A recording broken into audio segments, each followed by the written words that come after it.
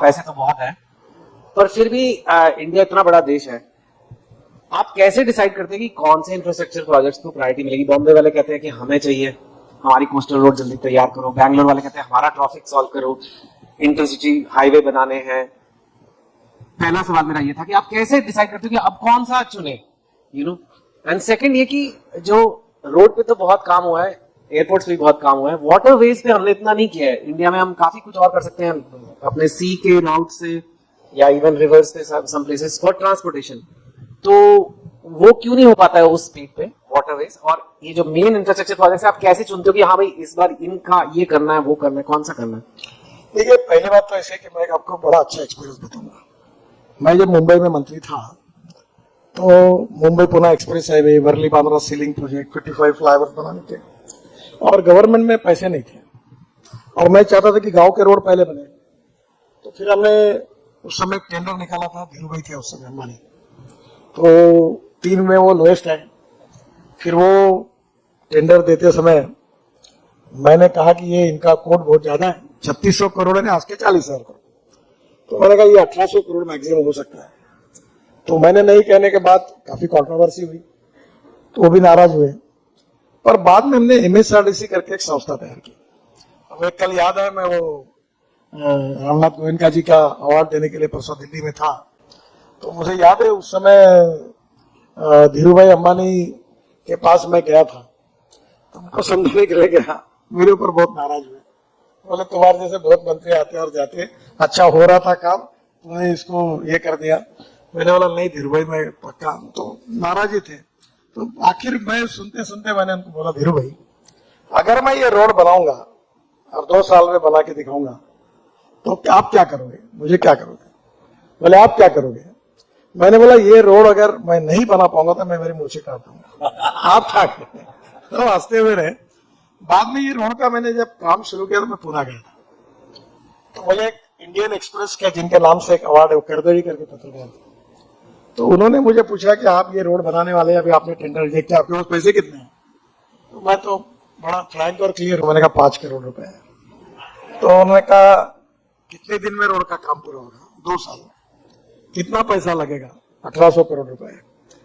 तो उन्होंने मुझे पूछा कि आप पॉलिटिशियन खुद को क्या समझते हैं? मैंने बोला मैं कुछ नहीं समझता। बोले आप कुछ भी आओगे, कुछ भी बोलोगे और हमने आपको छापना चाहिए, ऐसी आपकी अपेक्षा है क्या? आपके पास 5 करोड़ है और 2 करोड़ में 2 साल में हाईवे बनाओगे, तुम्हारे पास है क्या? तो मेरे मुंह से एक वाक्य निकल गया था, मैंने कहा था if there is a will there is a way, and if there is no will there is only survey, discussion, seminar, committee, sub committee. और ये कथा का एंड बहुत अच्छा हुआ कि हमने 2 साल में रोड बनाया। जो धीरू भाई 3600 करोड़ कर रहे थे वो 1650 करोड़ में बना। तो आप बोल रहे हैं आप धीरू भाई से बेटर बिजनेस, वो भी बता दो आपको क्या हुआ। और बाद में रोड तो अच्छा है, आप में से बहुत से लोग गए होंगे मुंबई पुणे एक्सप्रेस हाईवे पे, और बाद में वो रोड चल रहा था, एक बार धीरू भाई ने मुझे बताया और मुझे मेकर चेंबर में मैं गया खाना खाने से, मैं उस समय चैनी करके वो मुझे बोल रहे थे कि धीरू भाई को आपको मिलना है। अनिल और मुकेश भाई थे, चारों मिलकर खाना खाया साथ में। बोले नितिन मैं हार गया, तुम जीत गया। मैंने बोला क्यों? अरे बोले हेलीकॉप्टर से देखता हूँ पूरा रोड अच्छा हो गया। तो बोले अब मैं क्या करूं? बोला आप कुछ मुझे एक ही करिए, आशीर्वाद दीजिए। फिर उन्होंने मुझे कहा कि एक काम कर, मेरी माँ के नाम से ये मुंबई पूरे रोड पर एक अस्पताल बन रहा है और मेरी इच्छा है कि इसका उद्घाटन तुम्हारे हाथ से करना है। तो मैं जरूर आऊंगा। बाद में उन्होंने कहा दशहरे के दिन है, तो मैंने कहा धीरू भाई एक दशहरे के दिन संघ का उत्सव होता है, मैं जब से हूं तब से कार्यक्रम कभी मिस नहीं किया हूं। कितने बजे खत्म होता है?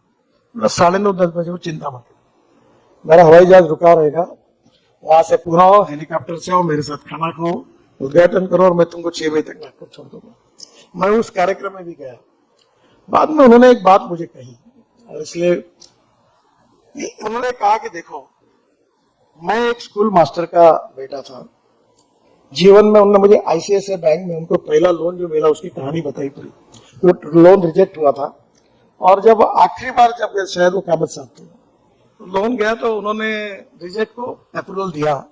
तो इन्होंने उनको पूछा कि सब मेरा रिजेक्ट हुआ, आपने कैसा दिया? तो बोले मैंने आपकी आंखों में सक्सेस देखा है। और बाद में उन्होंने मुझे बताया कि अब मैं आज 12 बज रहे हैं, अगर मैं 4 बजे तक चाहूँ तो 5,000 करोड़ उस समय की बात मैं करूँ मिल जाएंगे। तो अब मुझे कुछ नहीं चाहिए, मैं खुश हूं। पर तुम्हारे जैसे 2, 4, 5 लोग देश में मिलेंगे तो देश का तकदीर बदल जाएगा। मेरा बहुत आशीर्वाद है तुम्हें। और बाद में जब क्लिंटन साहब आए थे बॉम्बे स्टॉक एक्सचेंज में, जब अमेरिकन प्रेसिडेंट के रूप में, तो मैं और नारायण राणे लीडर ऑपोजिशन थे, विलासराव देशमुख और भुजबल मुख्यमंत्री, हम 4 लोग सामने बैठे थे। जैसे कार्यक्रम खत्म हुआ वैसे उन्होंने नितिन आवाज दिया मुझे, तो मैं तुरंत सिक्योरिटी थी वो सब, तो मैं थोड़ा सोच रहा था। अंदर जाके उन्होंने मुझे रूम में लेके गए और क्लिंटन को उन्होंने अंग्रेजी में बताया जाए, नवाब शरीफ को उस समय अरेस्ट करके उसका कार्यक्रम होने वाला था। तो नवाज शरीफ और धीरू भाई शायद उनके गांव का कनेक्शन था, तो उन्होंने ये बात क्लिंटन को कही कि मेरा दोस्त है उसकी जान बचाओ। और बाद में मुझे अनिल से पता चला कि उन्होंने रात को फोन किया, धीरू भाई तुम्हारे कहने के लिए मैंने तुम्हारे दोस्त की मैंने जान बचाई, वो पाकिस्तान से उड़कर चले गए।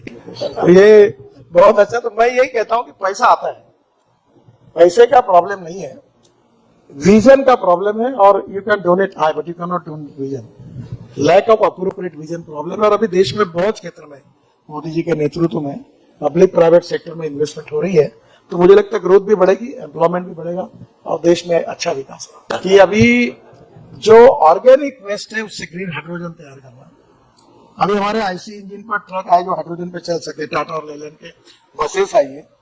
और फ्यूचरिस्टिक टेक्नोलॉजी और फ्यूचरिस्ट विजन में हाइड्रोजन बहुत इंपॉर्टेंट है, ग्रीन हाइड्रोजन। और मुझे लगता है कि हम हाइड्रोजन को अगर तैयार करेंगे तो हम ऊर्जा को आयात करने वाला नहीं, ऊर्जा को निर्यात करने वाला देश बनेंगे और उसमें इकोनॉमिक वायबिलिटी है। तो कचरे में वैल्यू क्रिएट करेगी तो स्वच्छ भारत अभियान भी यशस्वी हो जाएगा। तो इवन इलेक्ट्रिक बस में भी हो सकता है।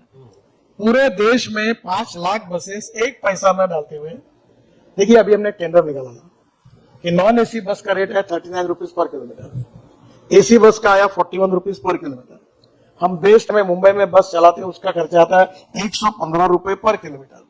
समझो हमने कहा कि बस वालों ने, ऑपरेटर ने बस लगाई लोन पर, और उसमें अगर पर किलोमीटर उसको अगर कारपोरेशन ने, कंडक्टर कारपोरेशन का, ड्राइवर ऑपरेटर का, जिसे लंदन ट्रांसपोर्ट का मॉडल है, और रोज बैंक में एक्स्ट्रा अकाउंट में वो पूरा पैसा जमा करेंगे, तो मुझे लगता है कि 5 साल में बस का पैसा भी वसूल हो जाएगा और ये 5 लाख बसेस भी आ जाएगी, तो ये इकोनॉमिकली वायबल है।